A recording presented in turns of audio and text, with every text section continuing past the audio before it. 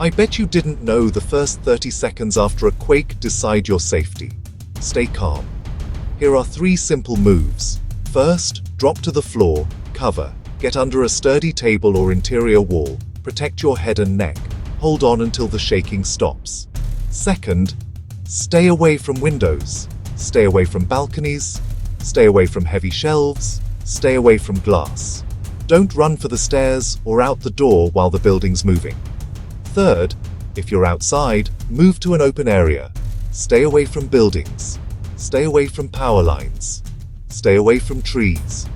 Quick, calm choices beat panic every time.